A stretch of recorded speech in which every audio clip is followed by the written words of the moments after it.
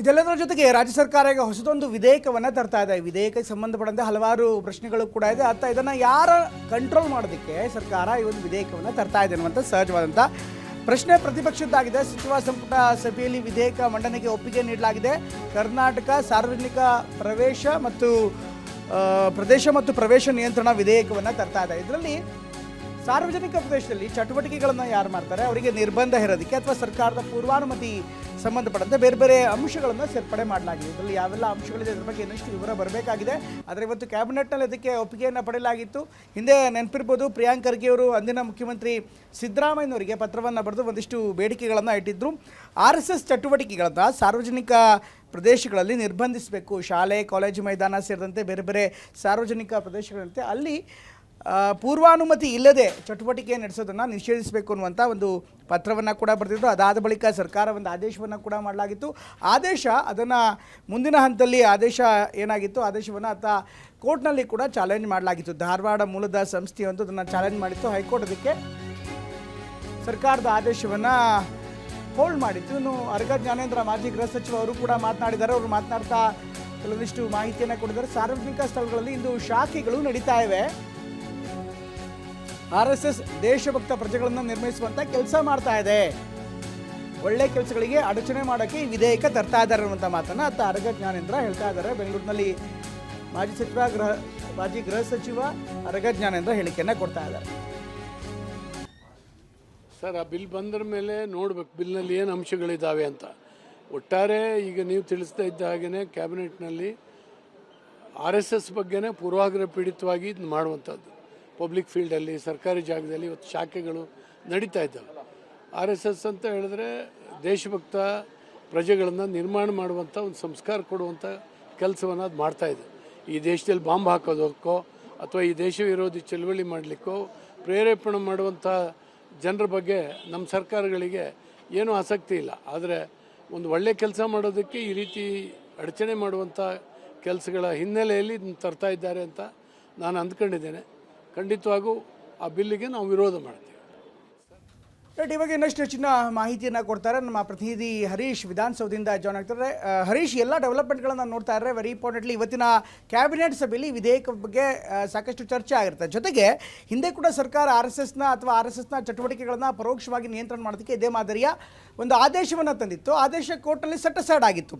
ಈಗ ವಿಧೇಯಕ ತರ್ತಾ ಇದೆ. ಕರ್ನಾಟಕ ಸಾರ್ವಜನಿಕ ಪ್ರವೇಶ ಮತ್ತು ನಿಯಂತ್ರಣ ಈ ಒಂದು ವಿಧೇಯಕ ಪರೋಕ್ಷವಾಗಿ RSS ಅನ್ನು ಟಾರ್ಗೆಟ್ ಮಾಡ್ದಂಗಿದೆಯಾ? ಅದನ್ನು ಹೇಗೆ ಸರ್ಕಾರ ಕಾನೂನಾತ್ಮಕವಾಗಿ ತರೋದಕ್ಕೆ ಸಾಧ್ಯ? ಏನೆಲ್ಲ ಲೀಗಲ್ ಪಾಯಿಂಟ್ಸ್ಗಳನ್ನು ಇದರಲ್ಲಿ ಅಡಿಷನಲ್ ಮಾಡಿರುವಂಥ ಸಾಧ್ಯತೆ ಇದೆ ಹರೀಶ್?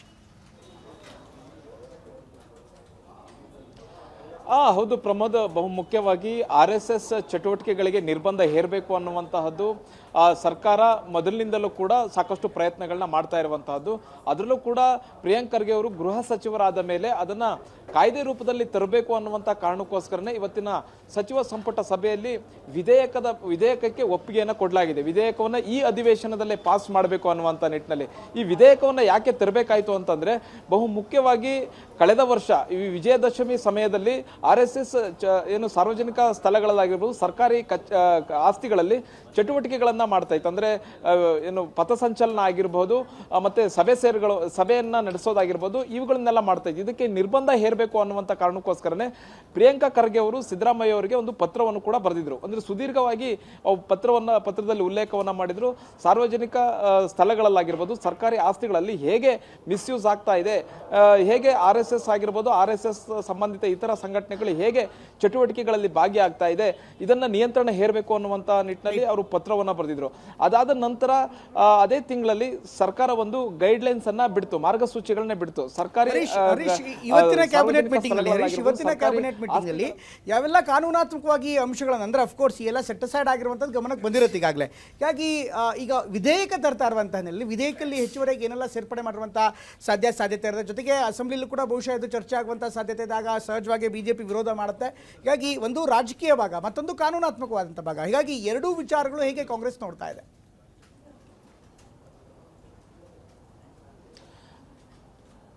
ಹೌದು ಪ್ರಮೋದ್, ಸಹಜವಾಗಿ ಈ ಅಧಿವೇಶನ ಸಂದರ್ಭದಲ್ಲಿ ಈ ಮಸೂದೆಯನ್ನ ಕ್ಯಾಬಿನೆಟ್ನಲ್ಲಿ ಪಾಸ್ ಮಾಡಿರುವಂತದ್ದು, ಮತ್ತೆ ಈ ಮಸೂದೆಯನ್ನ ಇದೇ ಅಧಿವೇಶನದಲ್ಲಿ ಪಾಸ್ ಮಾಡಬೇಕು ಅನ್ನುವಂಥ ನಿಟ್ಟಿನಲ್ಲಿ ಸರ್ಕಾರ ಏನು ಚರ್ಚೆಯನ್ನ ಮಾಡಿದೆ, ಕ್ಯಾಬಿನೆಟ್ನಲ್ಲಿ ಪಾಸನ್ನ ಮಾಡಿದೆ, ಇದು ಸಹಜವಾಗಿಯೇ ಇದು ವಿರೋಧ ಪಕ್ಷಗಳ ಕೆಂಗಣ್ಣಿಗೆ ಗುರಿಯಾಗುತ್ತೆ.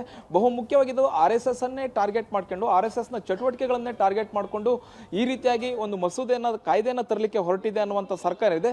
ಇದನ್ನ ಬಿಜೆಪಿ ಒಂದು ಅಸ್ತ್ರವನ್ನಾಗಿ ಬಳಸ್ಕೊಳ್ಳಿದೆ. ಮತ್ತೆ ಸರ್ಕಾರದ ವಿರುದ್ಧ ವಾಗ್ದಾಳಿಯನ್ನು ನಡೆಸಲಿಕ್ಕೆ, ಮತ್ತೆ ಸರ್ಕಾರ ಈ ಮಸೂದೆಯನ್ನ ಈಗಲೇ ಯಾಕೆ ತರ್ತಿದೆ ಅನ್ನುವಂಥದ್ದು, ಬಹುಮುಖ್ಯವಾಗಿ ಸರ್ಕಾರದ ವಿರುದ್ಧ ಬಿಜೆಪಿ ಪ್ರತಿಭಟನೆಯನ್ನ ಮಾಡಲಿಕ್ಕೆ ಮತ್ತೆ ಸರ್ಕಾರವನ್ನ ಕಟ್ಟಿ ಹಾಕಲಿಕ್ಕೆ ಅನೇಕ ವಿಚಾರಗಳನ್ನ ಕೈಗೆತ್ತಿಕೊಂಡಿರುವಂಥದ್ದು. ಇಂಥ ಸಂದರ್ಭದಲ್ಲಿ RSS ವಿಚಾರವನ್ನ, RSS ಚಟುವಟಿಕೆಗಳನ್ನು ನಿರ್ಬಂಧಿಸಲಿಕ್ಕೆ ಕಾಯ್ದೆಯನ್ನ ವಿಚಾರವನ್ನು ತಂದಿದೆ ಅದಲ್ಲಿ, ಮತ್ತೆ ಅದು ಸರ್ಕಾರ ಬೇರೆ ವಿಚಾರನ ಡೈವರ್ಟ್ ಮಾಡಿದಾಗ ಆಗುತ್ತೆ ಅನ್ನುವಂಥ ನಿಟ್ಟಿನಲ್ಲಿ ಕೂಡ ಸರ್ಕಾರ ಯೋಚನೆಯನ್ನ ಮಾಡಿರ್ಬೋದು. ಹಾಗಾಗಿಯೇ ಈ ಅಧಿವೇಶನದಲ್ಲಿ ಈ ಒಂದು ಮಸೂದೆಯನ್ನ ತರಬೇಕು ಅನ್ನುವಂಥ ನಿಟ್ಟಿನಲ್ಲಿ ಸರ್ಕಾರ ಪ್ಲಾನ್ ಕೂಡ ಮಾಡಿರ್ಬೋದು. Pramod, thank you Harish. ಎಲ್ಲ ಮಾಹಿತಿಯಾಗಿ ಸರ್ಕಾರ ಹೊಸ ವಿಧೇಯಕವನ್ನು ತರ್ತಾ ಇದೆ. ವಿಧೇಯಕ ಯಾವ ರೀತಿ ಬಹುಶಃ ಪ್ರತಿಕ್ರಿಯೆ ಸಿಗುತ್ತೆ ಅನ್ನುವಂಥ ಮುನ್ಸೂಚನೆಯನ್ನು ಗೃಹ ಸಚಿವರು ಈಗಾಗಲೇ ಹೇಳಿದ್ದಾರೆ.